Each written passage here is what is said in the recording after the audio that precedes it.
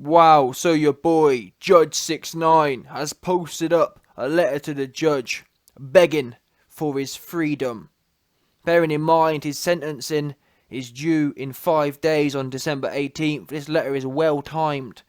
It says the following: Dear Judge Engelmeyer, as my sentencing date approaches, I am becoming more and more overwhelmed with emotions. More than anything, I am extremely grateful for this opportunity to express my remorse to you, Your Honour, over this situation.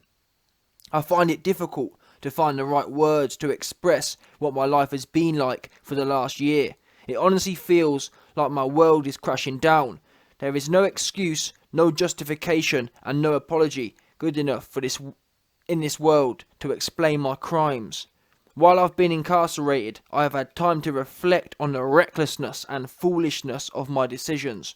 I wake up every morning asking myself, was it worth it? I know that my life will never be the same, but hopefully this change will be for the better, because beyond all this, I still consider myself a role model to millions of people as an artist, a celebrity, and a human being. I'm happy that the public was able to witness me dealing with the consequences of my actions, because I feel like it sheds light on what can come from gang affiliation. I know that this is part of the plan that God has for me, and I am confident that I am ready to face this thing head on. Before my arrest, I publicly disassociated myself from the 9 Bloods, but I knew that it wouldn't come without a price. I knew from previous incidents that the gang would retaliate against me for denouncing them in public. Prior to my arrest, I was kidnapped by members of the gang, became aware of the fact that my mother of my child was having sexual relations with one of my co-defendants, and that they were stealing hundreds of thousands of dollars from me. I had a feeling of relief when I was arrested by the government, because I felt stuck, like the gang had control of my life, and that I would never be able to escape their grip. I needed to do something before it was too late. I realised that I placed myself in a position with the choices that I made. I know that I am not a victim because my actions contributed to this mess. I have had plenty of time to reflect, and since the time of my arrest I have asked myself, are you remorseful because of what happened or because you were caught?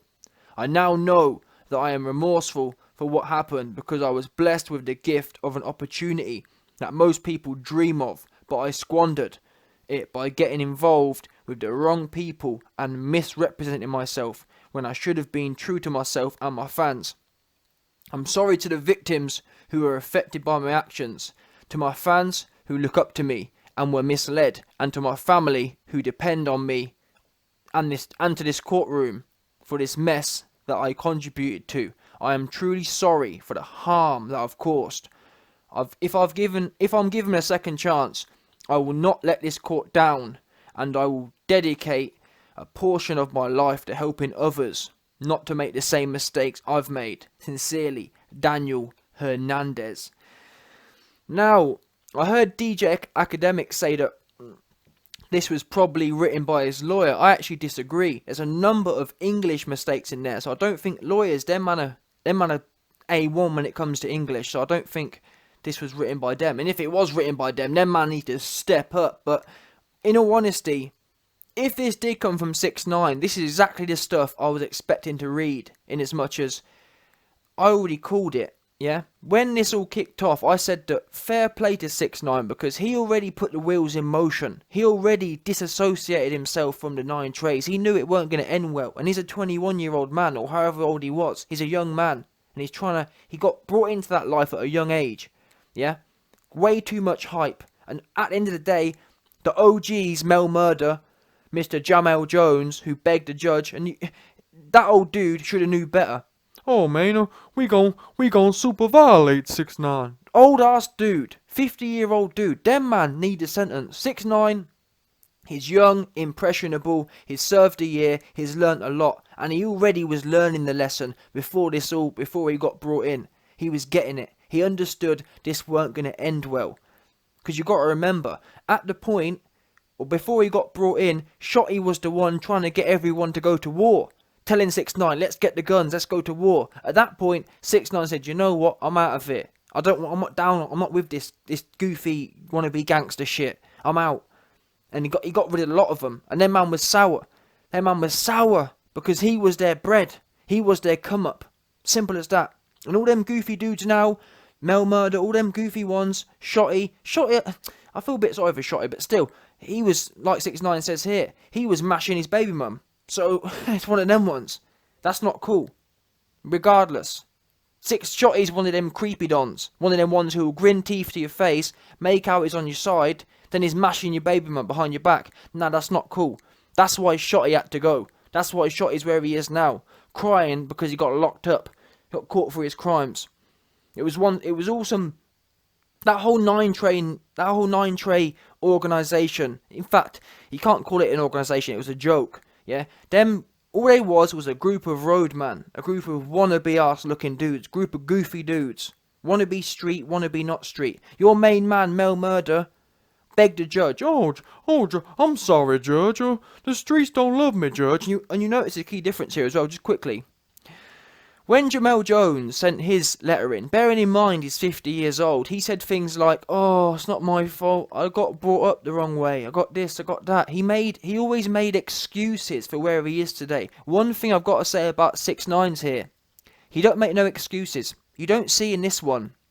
In 6ix9ine's letter to the judge, you don't see 6ix9ine blaming other people. Oh, I had a bad upbringing. Oh, I had this. Oh, I didn't know that. I didn't know the streets didn't love me. You're a 50-year-old man. If you haven't learned the streets don't love you at 50 years old, you ain't going to learn it never. Yeah?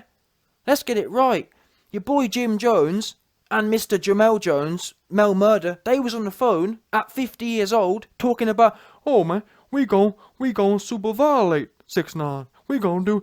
That just tells me you weren't getting the message. Your head's still in the streets. 6ix9ine, on the other hand, he's a 20-year-old don who, in my opinion, is showing the right signs. He's showing the right actions. He's not making excuses. He's not talking about his upbringing. He's saying, taking full responsibility. He's taken more responsibility than these goofs have. These goofs have been doing most of the actual badness, i.e. extorting people, fucking people's baby mum, kidnapping, etc, etc. But then, man, ma'am, Judge, I had a bad upbringing, Judge. Everyone's had a bad upbringing. You ain't the only one. Not everyone else goes kidnapping, super violating, this, that, the other.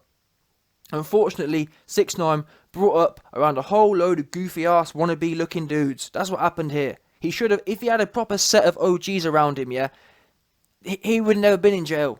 They would have kept him straight, kept him making good money, and managed him properly. Instead, these goofy street dudes, they don't know what's good. They don't know when they've got something good in front of them. 6ix9ine could have been their way out.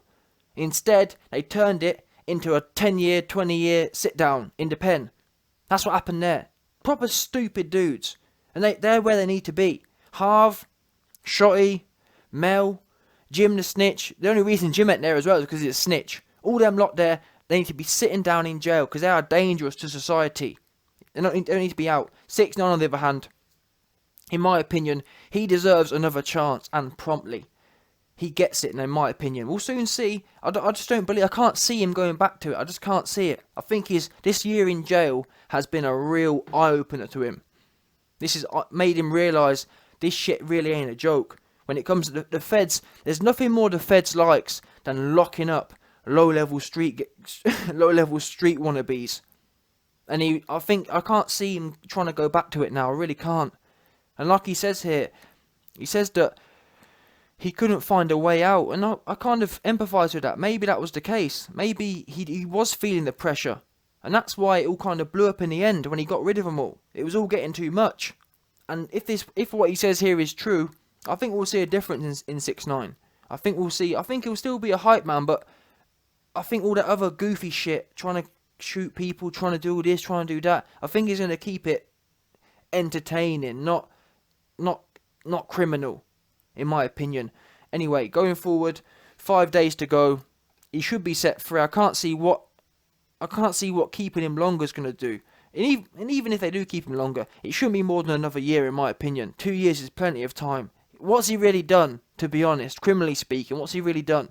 But then again, the feds love to whack a whole load of time on. Maybe they're trying to make a example out of 6ix9ine, but that'd be a shame in my opinion. The streets have been dry. Listen, ever since 6ix9ine's been gone, all everyone's been talking about is 6ix9ine. Snoop Dogg the snitch, talk about 6ix9ine. 50, talk about 6ix9ine. All these goofy old wannabe ass looking gangster rappers talk about 6ix9ine. We need him back. Anyway, let's see what happens, man. Let me know your thoughts. Like, comment, subscribe, and your boy will be back.